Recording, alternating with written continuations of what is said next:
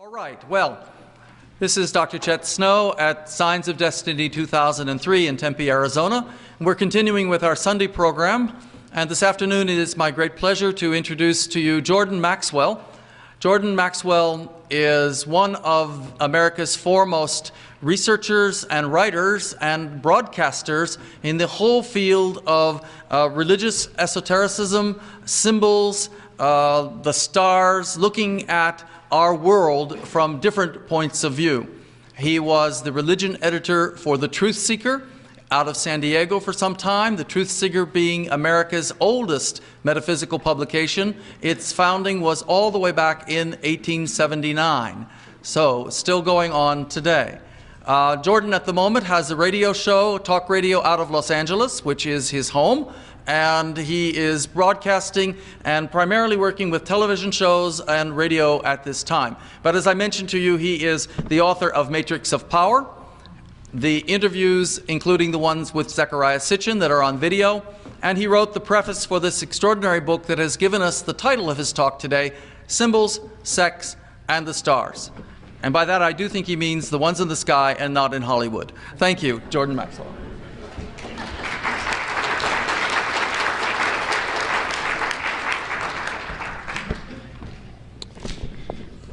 Thank you all. I want to thank Chet for having me here, and I appreciate the invitation. Before I begin tonight, I have a couple of announcements.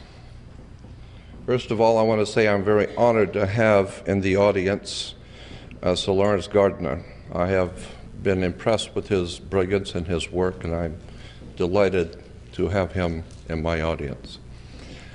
Carry on, Lawrence.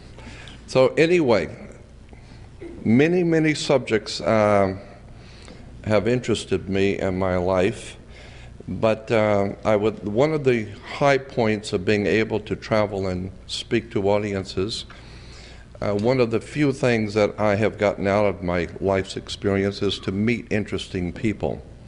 And I'd like to pay tribute to three people who have influenced my life greatly. Probably the most impressive man I have ever personally known and has impacted my life was Mr. Manly Palmer Hall. Manly P. Hall, if you do not know, is one of the most brilliant spiritual men that I have ever even read about. And so I want to pay tribute to Mr. Hall, who is no longer with us. A very wonderful man. Two other people who have influenced me are here with us at this conference, and they have in fact impressed me a great deal with their work, and that is Dr. Louis Turey and William Henry. I believe William Henry's work is extraordinary, and there's a lot more to Dr. Louis Turey than meets the eye. He's a brilliant man.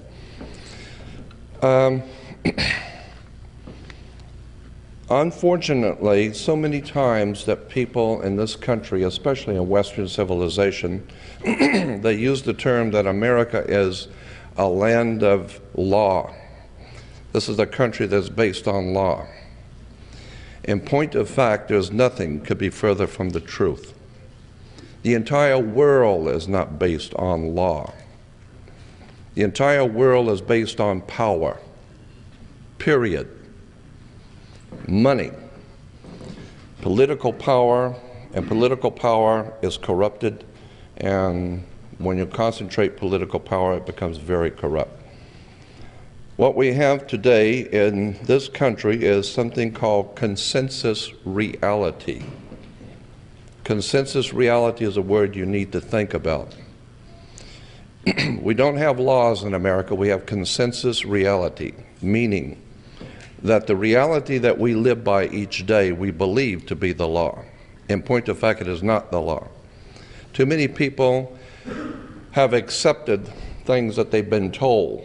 They haven't done their homework. They don't read. Americans are one of the most illiterate people in the world. They don't read. The problem with America is that 99% of everything that we know isn't true. And there's a whole world of occult or hidden knowledge that has been hidden from the eyes of the people of the world and has become the property of a handful of people who feel that this kind of legitimate occult knowledge is on a need-to-know basis, and they don't figure you need to know.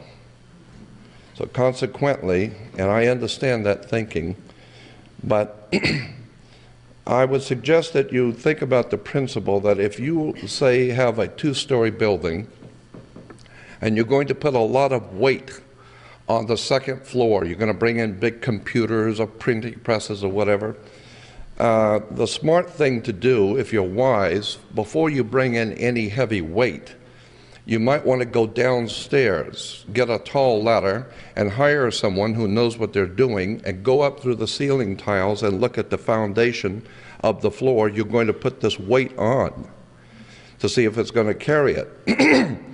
So what you have done, because of your intelligence, you're standing under the foundation you're going to build on. This is the concept of standing under to get understanding. If you don't understand the basis of the things you believe, you're going to be taught all kinds of things. You need to do your homework. You need to go back to the beginning of all things, and do not take anything for granted. Mr. Manly Hall once quipped that always trust a person looking for the truth. Don't ever trust the one who's found it. Because the universe is not only stranger than you imagine, it's stranger than you can imagine. And one lecturer one time made a statement that stuck with me. He says, if you can discuss with a large audience something about God so that everyone can understand what you're saying, then that would prove conclusively that you don't know anything. Because any God that your pea-brained, ignorant, ill-informed, unread intellect can understand cannot be that great power that has divinely ordained the universe. What you need to understand is we have no comprehension at all of the divine. The world is far, far bigger and deeper than you suspect. Our lineage as humans go back hundreds of thousands, and if Michael Kramer is right, perhaps even millions of years. We're discovering now civilizations that have existed for probably hundreds of thousands of years that we just were not privy to know about. I believe that these are the days in which the Bible calls the days of the meting out of justice. What goes around comes around. And it's a time in which the powers of the universe are going to enlighten mankind whether they're ready or not. And unfortunately, I don't think there are too many people in the world who are ready for the very near future that's coming. Again, I have always been interested in words, terms, symbols, emblems, because I think that's the way the Spirit communicates with us, is with symbols. The Romans, the ancient Romans had a saying in their law that said, quote, "Let them who wish to be deceived, be deceived." Quite simply, the Roman law was, if you're so stupid to want to be deceived, go ahead. If you had any brains at all, you do your homework and take many, many days and hours, the kind of thing that Sir Lawrence Gardner does. Spend a lot of time researching, studying, and then you're going to find out, yes, what we're faced with in this world is consensus reality. It has very little to do with the real truth. The real truth, you better wake up and find out, has been around you all of your life. You just didn't see it. A classic example, a humorous one to start with, a more serious later. I don't know if any of you have ever heard of this. It's been around for a while. Abraham Lincoln was elected to Congress in 1846. John Kennedy was elected to Congress in 1946. Abe Lincoln was elected president in 1860. John Kennedy was elected president in 1960. The names Lincoln and Kennedy both contain 7 letters. Both presidents were particularly concerned with civil rights. Both of the presidents' wives lost children while living in the White House. Both presidents were shot on a Friday in the head. President Lincoln's secretary was named Miss Kennedy. Kennedy's secretary was named Miss Lincoln. Both were assassinated by Southerners. Both were succeeded by Southerners. Andrew Johnson, who succeeded Lincoln, was born in 1808. Lyndon Johnson, who succeeded Kennedy, was born in 1908. John Wilkes Booth, who assassinated Lincoln, was born in 1839. Lee Harvey Oswald, who assassinated Kennedy, 1939. Both assassins were known by 3 names: John Wilkes Booth, Lee Harvey Oswald. Both names are comprised of 15 letters. President Lincoln was shot in a theater named Ford. Kennedy was shot in a car named Lincoln, made by Ford. John Wilkes Booth ran to a theater and was caught in a warehouse. Oswald ran from a warehouse and was caught in a theater. Booth and Oswald were both assassinated before they could go to trial. And a week before Lincoln was shot, he was in Monroe, Maryland. A week before Kennedy was shot, he was with Marilyn Monroe.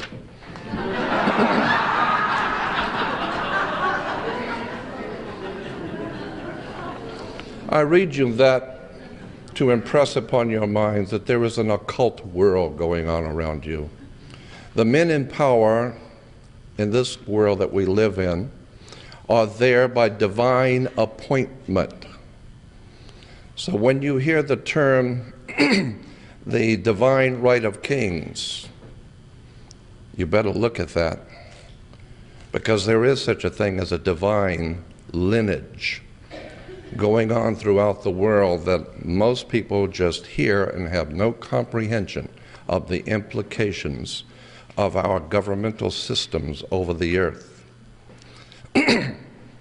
I'm nowhere near being an authority on anything. I've never been the world's foremost authority on any subject. I feel that I am an ordinary man pursuing extraordinary knowledge. As ill-informed as I have been and am now, I'm smart enough to know that there is a God in the universe. There is a divine presence in the universe that men have called God. But I'm also very much aware that men's minds have misused and abused the Spirit. And the sacred will allow you to do whatever it is you're going to do, but there's a time that what goes around comes around. And I am warning my audience to keep in mind that there is a spiritual matrix, a dynamics that's at work in this world today, and there are events coming upon the inhabited earth that men are falling into heart attacks and traumas because they understand what is about to happen on the face of the earth. We are in some momentous times, and I believe the spirit of the God is operating in mankind today. What I'm saying is that we are in for some interesting times, because the powers that be on this earth are vying for power.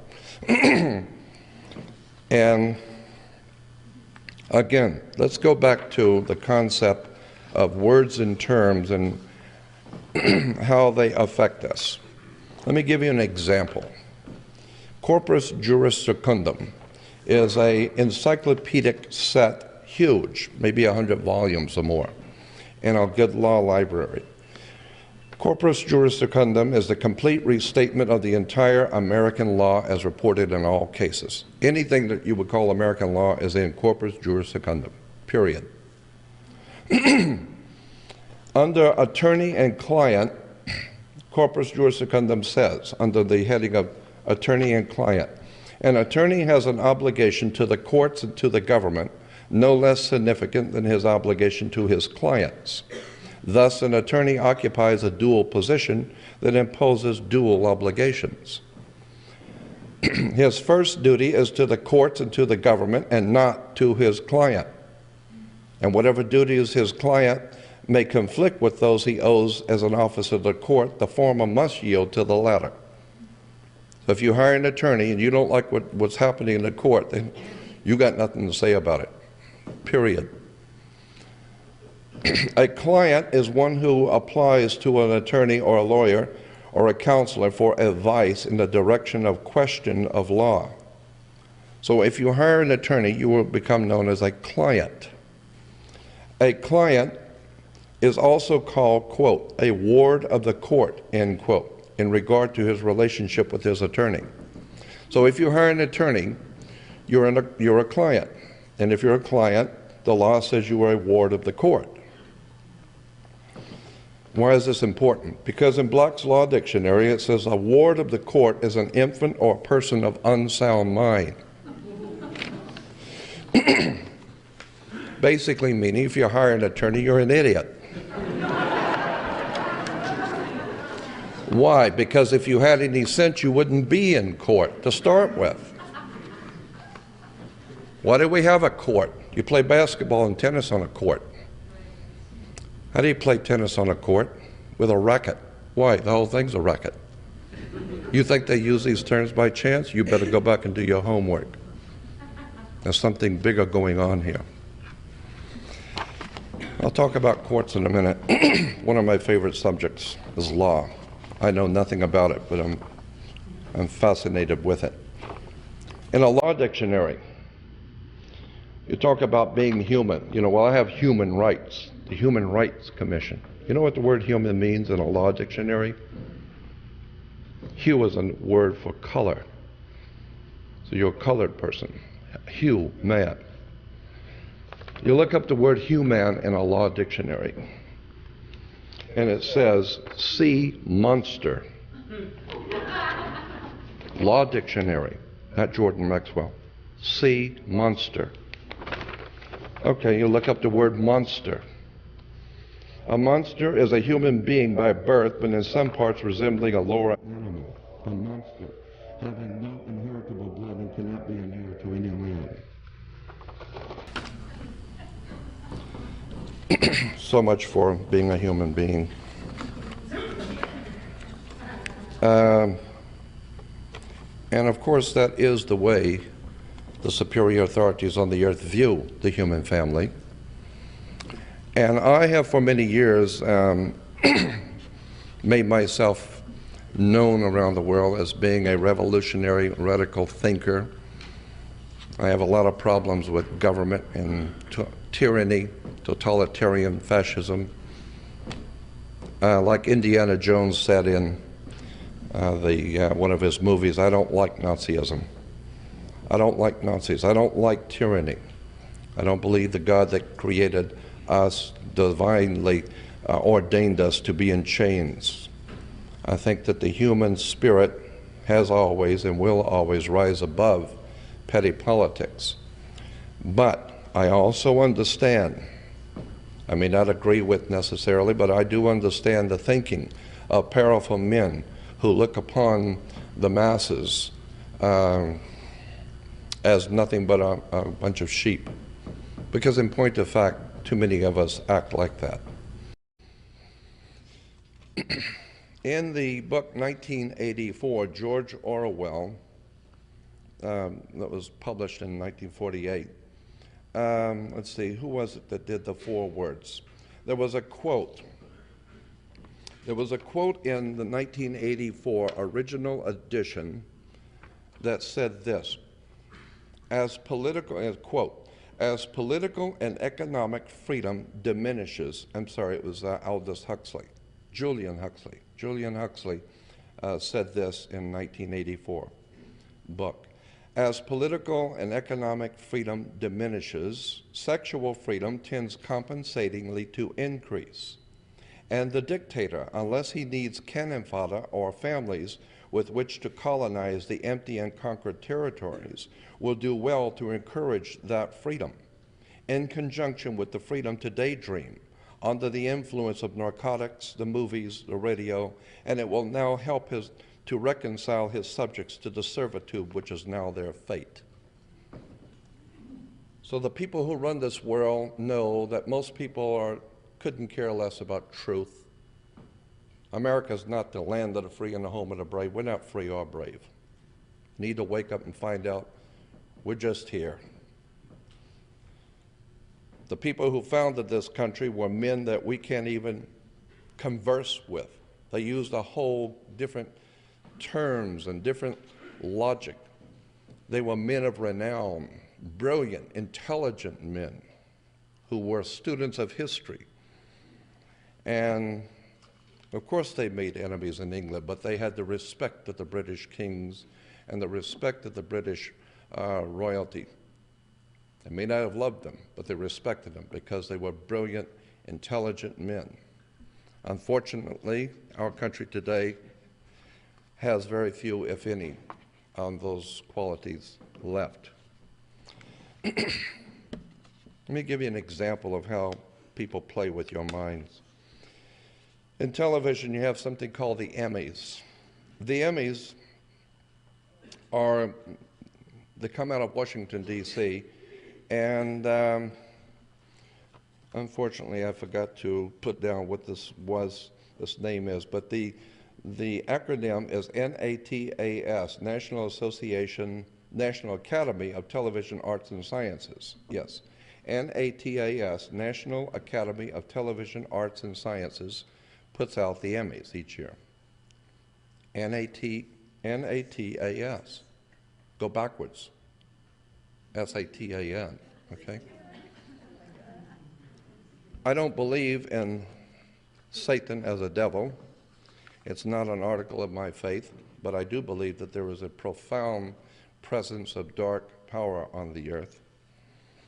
The word devil is simply the word evil with a D in front of it. And the word God comes from a German word Goth, which the root gives us the root word for good. You take an O out of good and it becomes God. And God is good and devil is evil. You need to understand that words and terms are divinely put into a flow so that your mind can accept concepts. I don't accept anything. I want to know. Christians are called believers. I've often wondered, why would anyone call themselves a believer? I mean, if you are on death row, or if you are being tried for a capital crime, and your attorney is going through the different jurors, and they come across someone and they ask you, do you know anything about this case? And you say, oh yes, I already have decided this guy is guilty, and that's it. Well, they can't use you. Why? Well, because you're prejudiced. You haven't even heard the facts yet, and you've already decided. So consequently, you are a believer. You believe that the person is guilty, which obviously shows you do not have an open mind. You are not very well read, and consequently cannot be trusted to make any kind of a decision. And consequently, today, in religion throughout the world, unfortunately, they are believers. Why? Because they don't know anything. They're believers. Once you understand what words mean, the very word church is a classic example. We have Christians talking about Christ, having no idea in the world what the word Christ means. How would you know an antichrist if you don't even know what the word Christ means? Christ comes from a Greek word Christos, which gives us Pillsbury Crisco. Crisco is a cooking oil.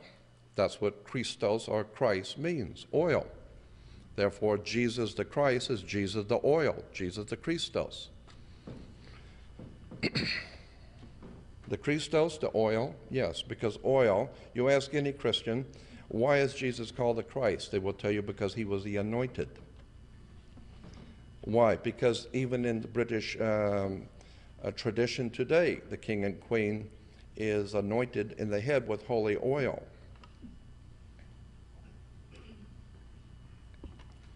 Interesting symbols, I suspect. Why were the ancient kings, not only in Israel, but throughout the ancient world, always anointed in the head with holy oil? Well, it has to do with Yahweh, Jehovah, Yahweh, the God of the Hebrews. Yahweh is not the name, it's not a proper name. Yahweh is a descriptive term that's describing something. The best way to illustrate what Yahweh is describing is to take a garden hose and bend the hose at the nozzle, turn on the water and feel the pressure building up in the hose. When you release the hose, the water does not pour out, it blows out. And it's an extraordinary release of energy. And that extraordinary release of dynamic energy, it was pinned up, that is released, is referred to in the ancient Phoenician world as Yahweh. The dynamic release of energy, Yahweh. That word was used in relation to sex, period. The release of dynamic energy from the male into the female, because only God can create life. That's right, that's what the woman does. And consequently, Yahweh is connected directly to the sex act. This is why Jewish physicists tell us the whole universe came into existence with a big bang.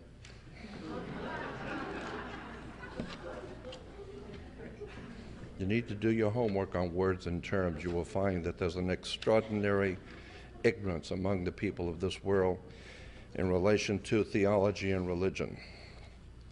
I talked about the word church. A lot of people do not know that the word church, an English word, as a matter of fact, you might want to keep this in mind. Go to any good library and do a lot of reading in the Oxford Dictionary of the English language. Very important set of books. The word church, English word, goes back to a Scottish word, kirk.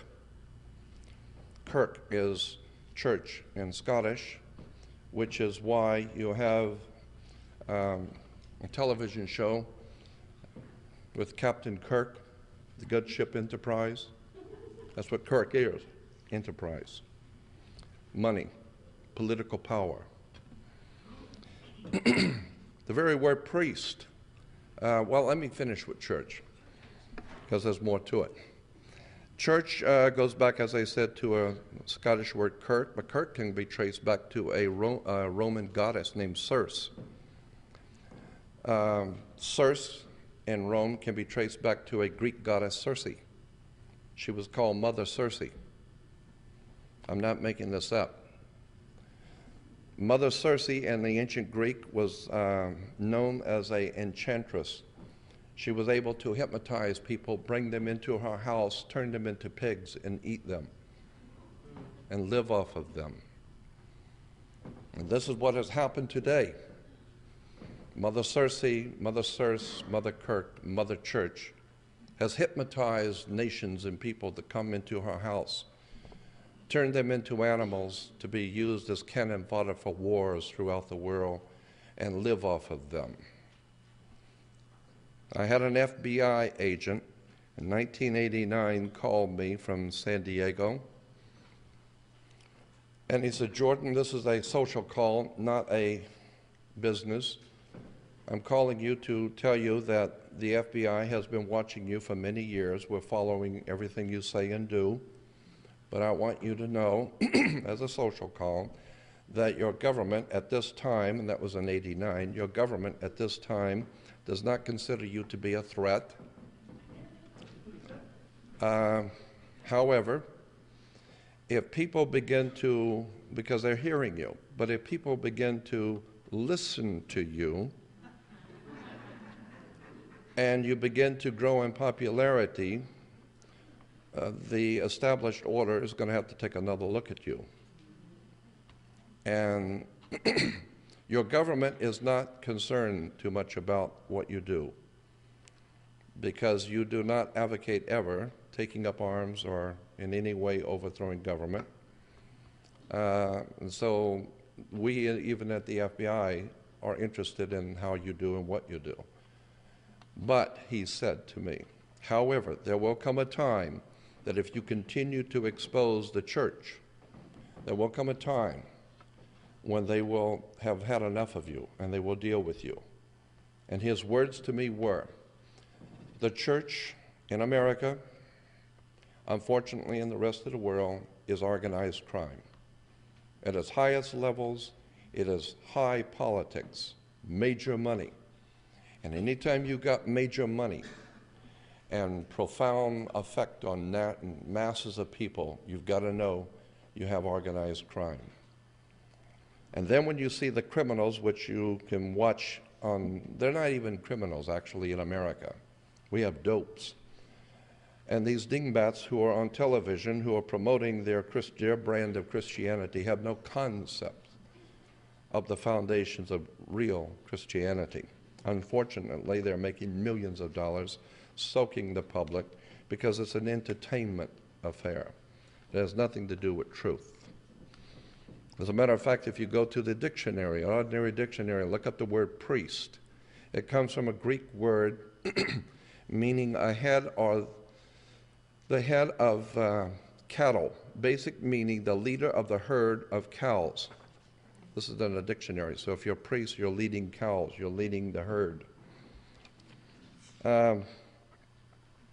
Again, I just believe that looking at words and terms and symbols is extraordinarily important, because for the first time you will discover how much you didn't know. And I'm sure that probably many of you have heard of the Celtic Druids. The Druid system in Europe has dominated most all of Europe. It even influenced the thinking in Eastern Europe, but it dominated Western Europe, and it dominates America. And one of the most important symbols in the Druid religion, and it wasn't just a religion, it was a governmental, theological, governmental system at work in Europe. And one of the most important symbols in Druidism was a magic wand, like Merlin the magician with his magic wand. Well, magic wands were always made out of the wood of a holly tree. It was always made out of hollywood. And today, there's a lot of magic going on in Hollywood. The people who run Hollywood are many things. I know, I've lived there for some 40 years. I have been friends with many of the people in Hollywood. And I have noticed that they are many things, but stupid is not one of them.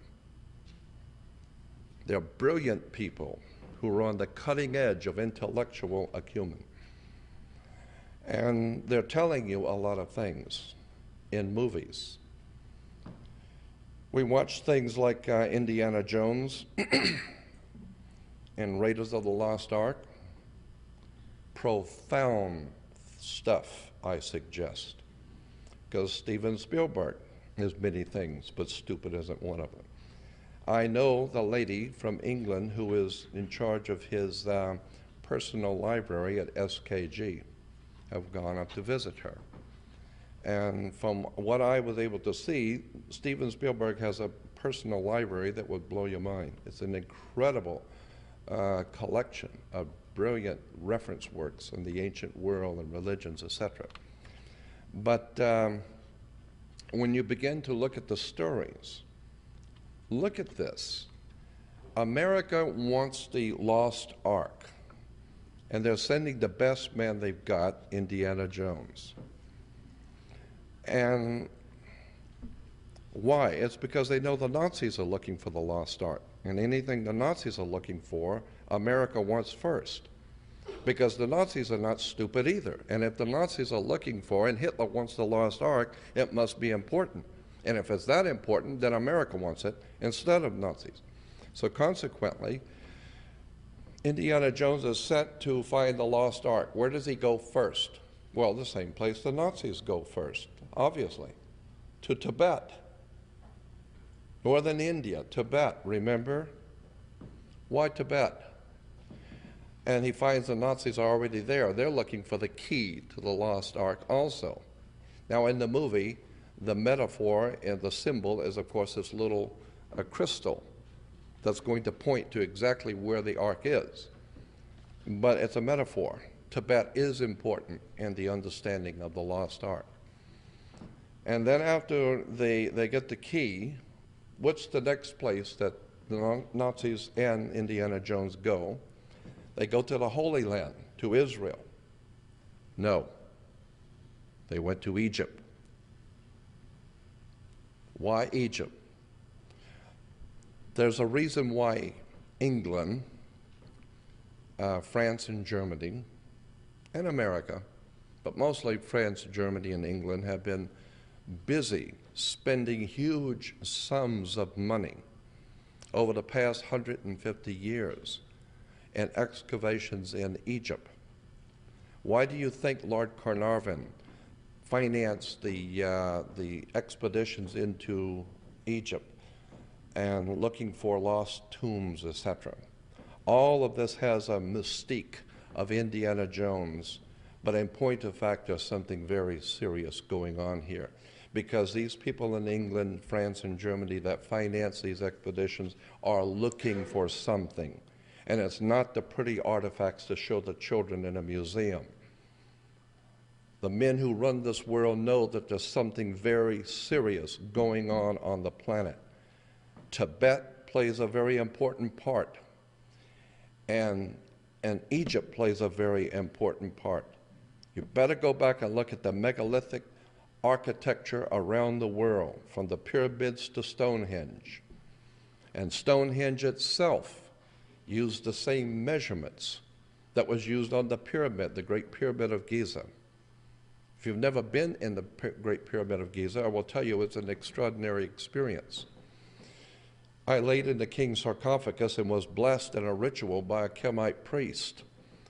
It's an extraordinary experience seeing that much of massive building, and only until one has been to Egypt and been privy to see the temples do you begin to understand how much America has not been told.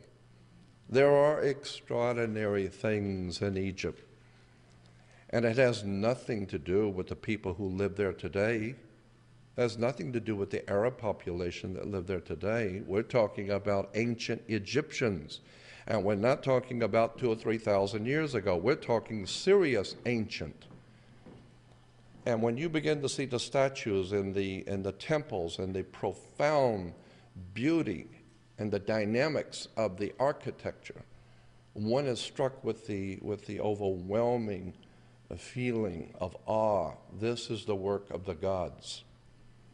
Well, I wouldn't be a bit surprised if they're here now with us. I'm totally convinced that when the Bible talks about, "Come, let us make man in our image, after our likeness," I talked to Rabbi, I'll not use his name, I talked to a rabbi as far back as 1965, 64, who at that time was the head of the American Rabbinical Association, some large organization in America of Jewish rabbis, and I asked him about that quote, "Come, let us make man in our image, after our likeness." And he said that there are many ways to read the Bible, of course, but a correct reading of that particular scripture in Genesis does not say God created man. As a matter of fact, the entire Old Testament does not say God created man. Period. But what it does say is, "Come, let us make man in our image, after our likeness." Not create man, man's already here. So it is a recreation of a creature which is indigenous here, which is already here, which implies someone had the power to intervene in our evolution. Someone from somewhere said, "Come, let us take the creatures which are here and elevate the entire species and let them ultimately be in our image, after our likeness." And then later on in Genesis, it goes on to say that here man has become as one of us. What do you mean, one of us? Knowing good and evil. I believe it is an article of my faith that for whatever you might wish to call these entities, the Bible refers to them as sons of God. Sons of God, incidentally, are not angels. You need to understand there's different words, and the reason why there are different words in the Bible because they mean different things. There's a world of difference between an angel and the sons of God and the watchers. These words are not there to fill out pages. They're telling me something. Angels are one thing. Sons of God are able, we're told, to materialize in human form and cavort with women and get them pregnant. It shows that plumbing worked. And consequently, if they're able to have offspring through women, I cannot imagine a woman being talked into bed by some hideous creature from another world, but I can believe she might be talked into bed by a very handsome, good-looking man who is not human. He just looks human. And you better go back and do your homework. This guy walks through walls. Consequently, I believe, as an article of my faith, that there are individuals on the earth today who are, for a lack of a better term, divinely ordained in their position of power. And I don't know if that makes me happy or not, but I'm smart enough to accept it and realize that, I guess for a lack of a better way of saying it, someone has to run the world. And if they are here and they have come here from another place and another time, they have extraordinary wisdom, power, and knowledge. And consequently, I don't see them, if this be true, this is just an article of my belief, but if this be true, that there are entities here who are not completely human, but who are a combination of the divine and human, then I see no problem with this. I accept that there are powers over us, and I think that they will reward you for your diligence and your intelligence. If you intend to be stupid, then let them. So consequently, I think that what's going on in the world today, and it's unfortunate because there's some very serious things happening in the world today, and I'm not sure where it's all going, but I am sure of one thing, that we are leaving an old dispensation, an old period of time, and we are entering a new dispensation, for a lack of a better term. We're entering into a new time on the evolution of man. I believe that man is not just evolving, mankind is mutating, I think is a better word. You might want to look up a word. I'm going to give you some terms to do some research on. Look up the word new man, N-E-W-M-A-N, the new man.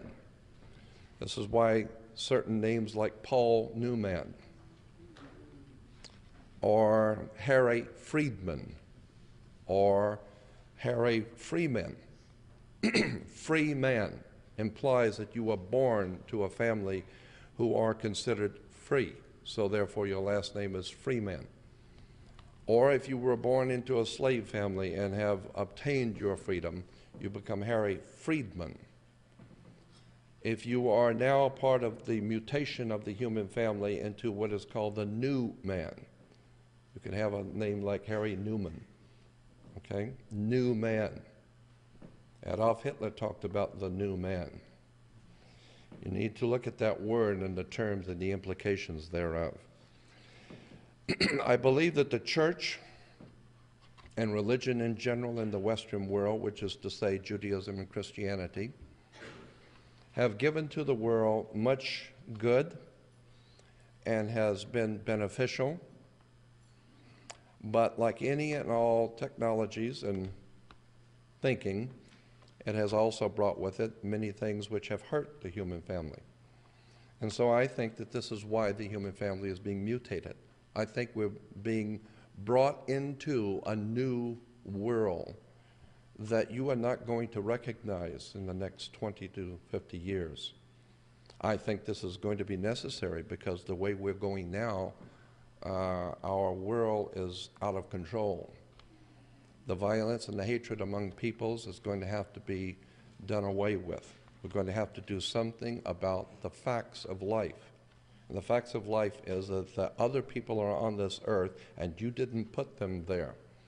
Other people are on this earth because the God who created life has allowed all of us to be here, and somewhere along the line there's got to be order on this planet. And I believe that there are certain individuals are ordained to make sure that happens. So I don't have any problem with power. I have problems with people who misuse power. But those people who have the power to do something for the good of mankind, I am sure that they are working around the clock, taking care of their business. Again, I go back to the concept of consensus reality. Don't ever just accept anything on its face. First of all, let me say this publicly, I have no respect for the skeptic society, period. Because I don't like religion, period. I'm interested in truth. And anyone who gets paid, financially gets paid to be a skeptic doesn't impress me. People who call themselves scientists and they're doctors, they have PhDs, that doesn't impress me either. All of Hitler's top Nazis were all doctors, PhDs. Dr. Mengele, who murdered children. So I'm not impressed with doctors. I'm not impressed with government. I'm not impressed with mankind. I'm impressed with the foundations, the ancient foundations of the human family and where we're going as a species on this earth. And I realize that there's some serious things going on in this world that we need to look at. Where is the United States? You ask any American today, where's the United States located? Well, that's silly. Oh, is this silly? You think so? Do you know where the United States is located? Because you need to understand there's a world of difference between United States and America as a country. In 1870s, 1878 to be exact, there was a privately owned corporation incorporated called United States Corporation. And it was stipulated in the corporation papers that anyone who would work for that particular corporation would be called a citizen, not an employee. It's a privately owned corporation. It was referred to as United States. So today, if you're conducting business in this country and someone asks you if you're a citizen of the United States, and you say yes, because you perceive the question is, are you lawfully in this country to do business? And you say yes. They didn't ask you if you were a citizen of America. They didn't ask you if you were lawfully in America. According to international maritime admiralty law, they ask you a question. Are you, of your own volition, out of your own mouth, testifying that you are a citizen of the United States? The United States is a privately owned corporation. It's a privately owned company. And if you say, yes, I am a United States citizen, now that makes you an employee of a privately owned foreign corporation. The United States, the very word United States means, quote, the Philippines, American Samoa, Guam, Puerto Rico, Virgin Islands, and the Northern Mariana Islands, period. So when you use the word United States, that's what it means. The corporation headquarters is in Washington, D.C. You also need to understand that Maryland is Mary Land, and that Virginia gives us our word virgin or vagina. Virginia, Virgin, Mary Land. The two together is a center of power, Virgin Mary, Virginia, Mary Land. What does this have to do with anything? Well, that's the center of power in America under the Virgin Mary. You need to look at the Vatican. Once you begin to look at the Vatican, now it's going to get serious. Because you need to remember that the Pope has dominated Europe for some 1,600 years. And Europe has dominated the world for 1,600 years. And our American system is a Vatican system. We live under the Vatican in this country. The Vatican system, of course, is based on the ancient Roman system. And in Rome, the seat of power for Caesar was called Capitol Hill. And so every morning, Caesar would go up on the hill, Capitol Hill. Capital is a Latin word for money. You either have the capital or you don't. And consequently, in the Capitol Hill, Caesar would meet with the Senate. That's what we have, a Senate. The symbols of the ancient Roman Senate were two fasces crossed, the crossing of the fasces. That's the symbol of the United States Senate, crossing of the fasces. When you see the President of the United States standing and speaking to an audience in the room where the podium and then the Speaker of the House and the Vice President sit behind him, watch that on the news every night. Somebody's always making a speech in that room. When you see someone making a speech in that room, look on both sides of the podium. Don't look at the person talking. Look at the symbols. For many will look with their eyes but not see, and will listen with their ears but not hear, and with the heart not get the sense of it. You need to open your eyes and look at the symbols on both sides of the podium, which is about an 8 or 9 foot high fascia, called a fascia, a bundle of sticks with a hatchet head, the symbol of royal power in Rome. Our system is under Rome.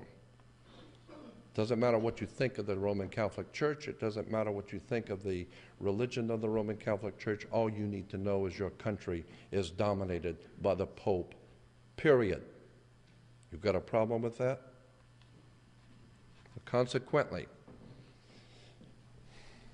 when you begin to look at this way our government operates and the words that are used and the symbols, you begin to see that the most powerful law in the world, and let me explain to you this.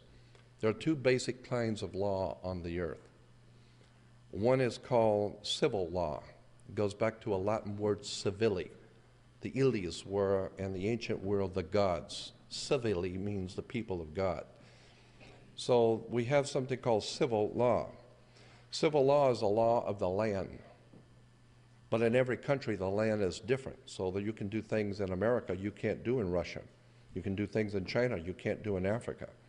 Because the civil law is based on the culture of the people who live on the land.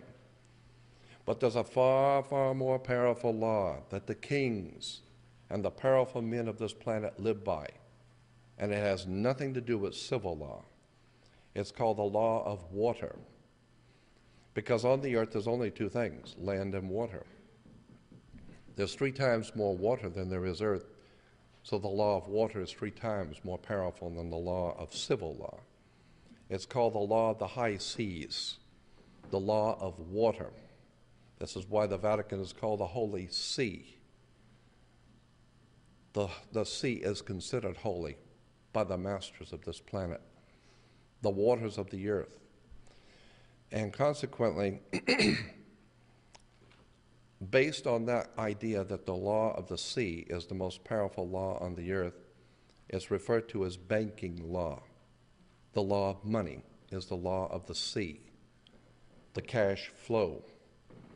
And once you understand that you can get a credit card in China and use it in Africa, you can get open up a bank account in New Zealand and use it in Alaska.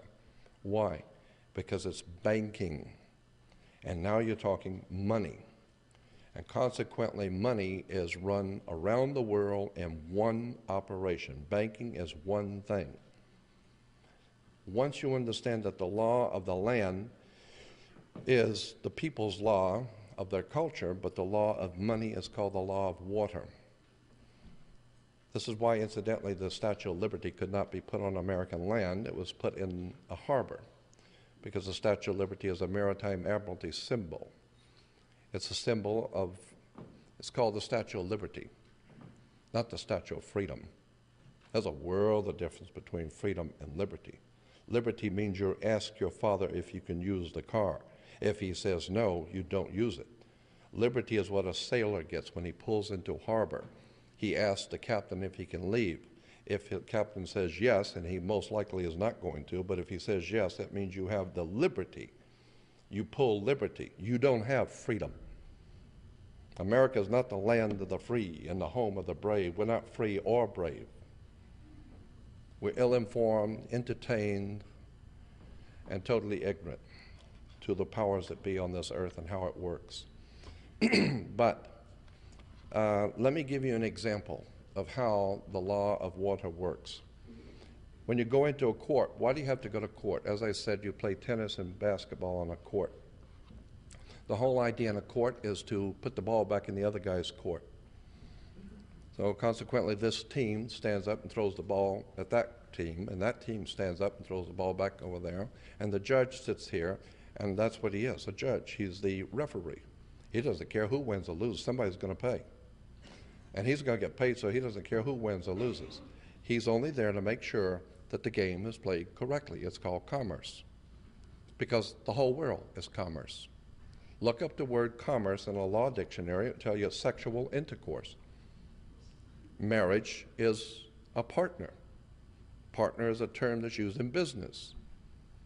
And consequently, if your business with your partner doesn't work out, you're not going to God, you're going to court. And bring your check and your house and all your property with you, because it's just business, nothing personal. Consequently, I'll give you an example of how this works. When a ship pulls into harbor, you need to understand the concept behind international banking. As a matter of fact, the judge rules from a bench in a courtroom. He rules from the bench. He sits up higher so he can look down on you, and you can look up to the law. And he sits on a bench. The word bench is simply a Latin word for a bank, so he rules for the bank. This is why he wears a black robe. Because the black robe in ceremonial black robes represent the planet Saturn. Saturn is the god of law, order, and banking. The inhibitor, the one who can put you in jail, can inhibit your business. Saturn. He's referred to as Lord of the Rings. Hollywood's still making movies about Lord of the Rings, and Americans just love it and have no idea in the world what they're looking at. They're telling you something, but you're not listening. So Saturn is the Lord of the black robe. Judges wear black robes. Catholic priests wear black robes. Rabbis wear black robes. Used to, kids graduating from high school and university wear black robe. Black robes are the robes of the planet Saturn. Saturn color was black. The god Saturn in the ancient Phoenician world was referred to as El, E-L. This is why if you're continuing today to worship the planet Saturn, you become known as an elder. How did you get to be an elder? You got elected with elections. Because you were elected, now you're one of the elites. You have become elevated. Consequently, words and terms are very, very interesting. Again, we go back to the court and back to maritime admiralty law, the law of banking. I want you to understand the concept behind banking. Banking is referred to, as I said, the law of water. An example is if a large ship from Japan pulls in and parks at the harbor. It's got $700 million worth of Toyotas or TVs on it. The ship was not here yesterday. It has come this morning, so it has manifested. So every single piece on that ship that's going to make money for somebody has to be accounted for. So the captain, which represents capital, money, the captain has to report to the port authorities all of the vital signs on every single thing sold and brought into this country. Is it a 4-door, 2-door? Does it have air conditioning, 6-cylinder, what? Every single piece has to have what is called a certificate of manifest, because it wasn't here yesterday, it's manifested. So you have to have a certificate of manifest with all the vital signs on it. Why? Because it's money, and it has to be kept track of. And when the ship pulls in and parks, it sits in its berth. All ships are referred to as she. There's a reason why. The ship sits in her berth, and it's tied to the dock. Consequently, these items are coming in on water. Money is changing hands. Maritime admiralty, banking, law. Now, it's a curious fact that, in point of fact, when you were born, you came out of your mother's water. Her water broke. You came down the birth canal.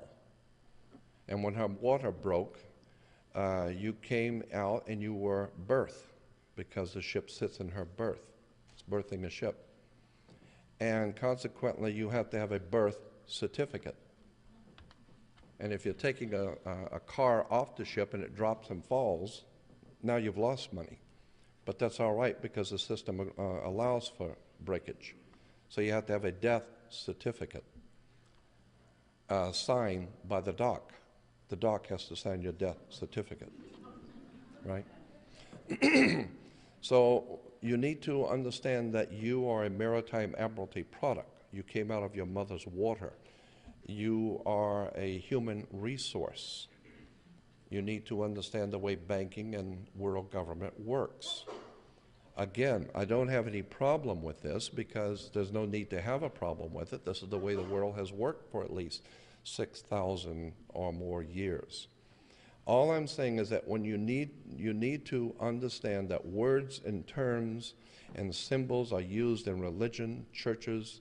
Why do you have Jews going to synagogue? In this country, it's spelled S-Y-N-A, synagogue. No, that's incorrect. In Israel, it's spelled correctly, S-I-N-A. In the ancient world, in Arabia, there was a mountain called the Mountain of the Moon, a mountain of the moon god. Even in Africa today, in Uganda, there's a mountain of the moon. The moon god in Arabia was called Sin, S-I-N. You can look that up in an encyclopedia. S-I-N was not doing something evil. It was the name of a god, the god of the moon, Sin. In the ancient Arabic language, Ai was a mountain. You put the two together, as the god of the mountain was Sin Ai, or Sinai. Mount Sinai is the god of the mountain, the moon god. This is why Moses was a leader of a lunar cult. In the Vatican and throughout Europe, Moses is pictured in sculpture and paintings with horns. These were the lunar horns. It's because the Jews celebrate their holy days after sundown. Well, of course, that's when the moon comes out. And consequently, the Bible even starts off in Genesis. This was the evening and the morning.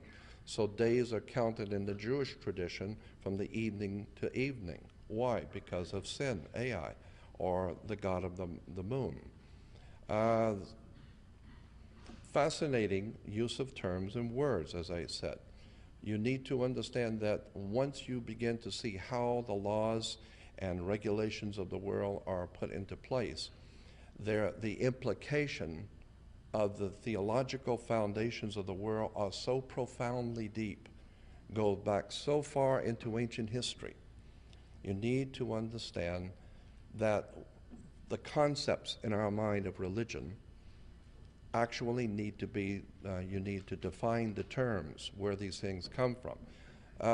Let's go back for a few moments to the Raiders of the Lost Ark. Again, why were the Nazis looking for the Lost Ark? Also, I don't know if any of you caught this in Indiana Jones, but there was a Frenchman leading the Nazis in their pursuit of the lost ark. What was this Frenchman all about? Why was he the authority and the Nazis were following him? Well, it has to do with something called the French Grand Orient Temple Masonry. It has to do with the French are not stupid either. As a matter of fact, France is probably the depository, the largest depository of the occult literature of the world in the Louvre Museum. The French have been for many, many centuries on top of the world of the occult, use of power, words and terms. This is why the French language has been the diplomatic language of use throughout the world. There's something going on in France. Paris is called the City of Lights. Paris comes from Paris, par Isis. Par Isis becomes Paris, the City of Lights, the illumination, intellectual, spiritual illumination. So again, Indiana Jones, why are the Nazis looking for the lost ark? Why are both the Americans and the Germans and the French looking for the lost ark in Egypt? What's going on in Egypt? What's going on in Sinai? There is a huge story yet to come out, and I believe that eventually the entire superstructure of Western civilization is going to crumble. That's my personal opinion. I believe the entire superstructure of religio-political thinking is going to mutate rather soon, and no one is going to be able to do anything about it, because there is, as I said before, a God force that is operating in the universe, and it has its own agenda. And consequently, I also believe, as an article of my faith, that there are very powerful men in this world, powerful people, who are on both sides of the spectrum, very powerful and very evil, and very powerful and very good. Because in all mankind is good and evil. And I believe that we are now seeing a struggle between the powers that have dominated this world for thousands of years. And I think that if you're going to be of any value to the human family, you had better start educating yourself to the spiritual implications and the spiritual dynamics of world politics. Who are you and where did you come from? And why are you here? And begin to look at the simple things of life. How did you even get here? I mean, what is sex? What is the connection between water, electricity, and the human life? Where did we come from, and what is the ultimate goal of the creation of the human family? And consequently, you begin saying, my God, these are the same questions the great thinkers of the ages have been asking. Well, I think very soon the gods, the Elohim in the Hebrew, the gods, and again, that's as I could talk about this stuff all night. In Genesis 1:1, it says, in the beginning, God created the heavens and the earth. But that's not what it says in the original Hebrew. It doesn't say in the beginning, God created the heavens and the earth. It says in the beginning, Elohim created the heavens and the earth. Elohim is plural. It's in the feminine and it's plural. It means more than one. And the second one, Genesis 1:2, is even more important. It says, and the earth was without form and void. No, that's not what it says in Hebrew. It says the earth was without form and void. The correct translation was the earth became a waste and a desolation. And the words is tohu vohu in Hebrew. Tohu vohu is only used twice in the Bible in the Old Testament, only twice. Tohu vohu means became a waste and a desolation. In Genesis 1:2, it is used in Jeremiah, where the prophet Jeremiah says, I had a vision from God of the earth when it was a meeting place for the gods, and there was no man. And then tohu vohu, and then it became a waste and a desolation. You say, whoa, what are we talking about here? Jeremiah saw the earth when it was a meeting place for the gods, and then it became a waste and a desolation? The implications are horrendous.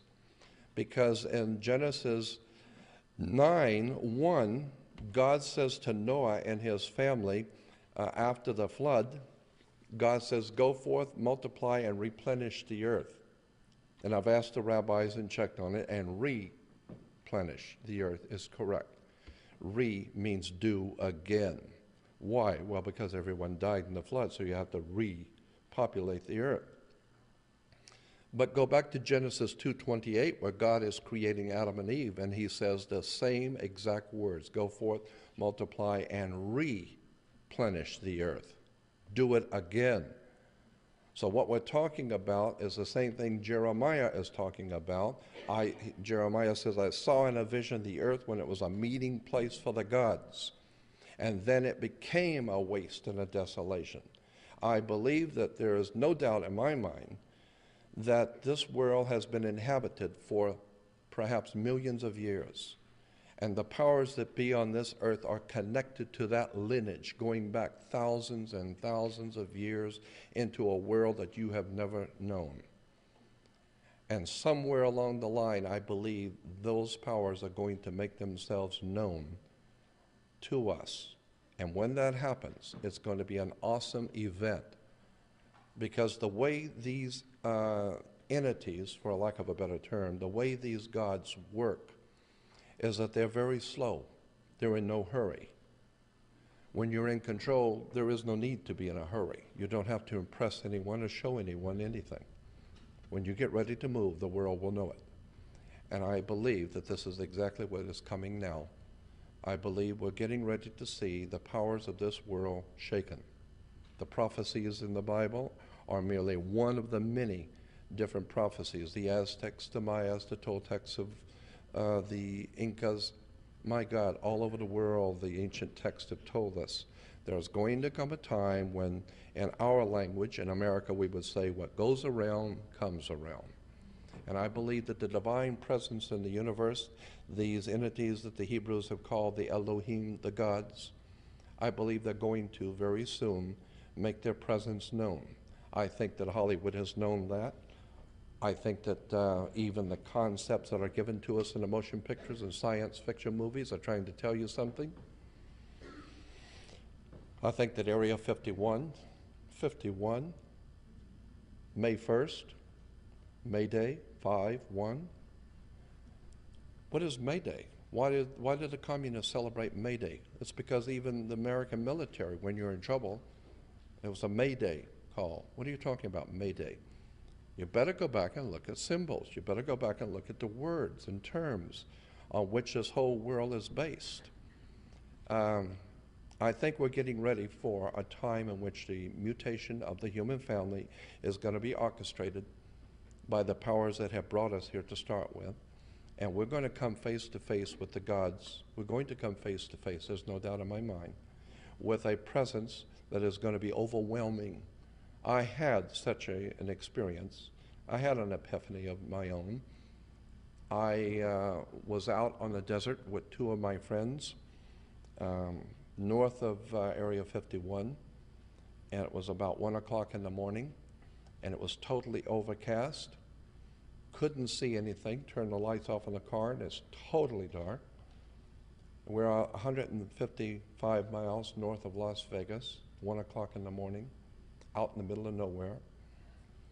We get out of the car, and all of a sudden, just north of us, the clouds begin to open up, and two bluish-white glowing discs, the size that the moon would appear in the sky, not a little light zipping across, the size that the moon appears. Two bluish-white discs came through the clouds, and as they came through the clouds, they illuminated the clouds above them. They were awesome, is the only word I can think of. Behind them, 5 more came in. 7 bluish-white glowing discs, the size that the moon appears, and I was frightened to death. The 2 people with me were acting like they saw Santa Claus for the first time. They jumped around and were delighted. They were happy, and I was frightened because I realized the implication of what I was seeing. I was born and raised in Gulf Breeze, Florida. At 8 years old, I was having entities in my bedroom. My whole life has been filled with other world experiences, but I have never personally been involved in anything like this. Spirits in my bedroom are one thing. This was frightening. I don't know who these people are or what they represent or what they're going to do here, but I'm getting out of here. And consequently, it was a frightening experience. 7 bluish-white discs hovered over us and began to maneuver around, and I believe that this was given to us as a prelude to something which is coming. So when I'm asked, do you believe in UFOs, I can answer truthfully, no. I don't need to. I've seen them. I've had too many experiences, as I said, from my childhood of 8 years old on up. I've had other world experiences. I've been involved in very strange and occult things which have happened, which are frightening.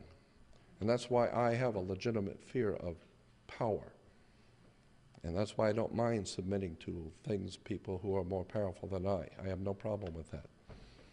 I've even said to the gods that I'm willing to do whatever I'm supposed to do, but please don't abduct me. I don't want to go anywhere, and I don't want to wake up with something in my bedroom I can't handle. Don't frighten me. Don't frighten me. If I am to do something, then give me the work I am to do and show me what I am to do, and I will do the best to fulfill what my destiny is. But don't frighten me, because I am very frightened. I'm very, very fearful of the powers that rule this world, because they have the power of life and death in their hands. And I believe that they are picking individual people today according to their own design, according to their own agenda. And they are picking individuals today to help enlighten the whole human family. Because when they begin to make their move, they care nothing for what your views of anything are. They don't care what you think. They don't care how you view anything. You can have your own views of God. It doesn't matter. They're in charge. They've always been in charge. And when they get ready to make their move, you're going to know that what you thought was true wasn't true. And that's why when people say, well, all of this stuff about UFOs and extraterrestrials and paranormal is a bunch of bull, I always answer, you're probably right. You better hope to hell you're right. Because if you're wrong and you made a miscalculation and this world is inhabited by powers that are unseen, you better find out if that's true, and if it is, you better get in tune with it, because it's going to make its move soon. And I am so convinced, beyond a shadow of a doubt, that we are in a time in which the human family, again, is going to mutate. It's going to come face to face with the powers that be. And there's going to be a change in the affairs of mankind. And I am frightened because of the implications of this, because we're not ready. We're not a very well-read people. We're not very open-minded. I remember, I don't even know if I brought this out before, but I'm reminded of a quote that says, always trust a person looking for the truth. Don't ever trust the one who's found it. Again, there is something going on. There is a profound significance to the people who are on the cutting edge of intellectual achievement today. The work of people like, the writers and the authors and some of the people that are here today are on the cutting edge of a whole new technology of science, a whole new technology of power, and I do believe that individuals have been chosen to help the rest of the human family to progress and wake up and prepare yourself for what's coming. Because there's no doubt in my mind we're not going to continue the way we're going. We don't deserve freedom. We don't deserve to be treated as spiritual beings because we haven't acted like it. So, in concluding, I would like to say that one of the people I have had the pleasure of being in the company of was Zachariah Sitchin. And Zach and I have talked about these things many, many times in private. I actually had a business deal with Zachariah. I wanted to do a 13-week miniseries with him. And he was all for it, and we halfway through the project and it fell through. But Zachariah is a very dear friend, and I did a private interview with Zachariah Sitchin. I said, Zach, I want to ask you my kind of questions. And so he agreed. And so I'm now making it available, a private interview that I did with Zachariah Sitchin. Again, I want to thank all of you for listening to me. I do tend to ramble, but the reason why is because my interests are so varied. I'm fascinated by law, money, government, religion, theology, symbols, emblems, national coats of arms, flags, harlotry, seals. I am fascinated with the world of the occult, the mystical world of power that has been around us from day one, and I think the human family is finally being brought into a position where we're going to see these things for the first time and appreciate the powers that be over us. And I want to thank you for being with me.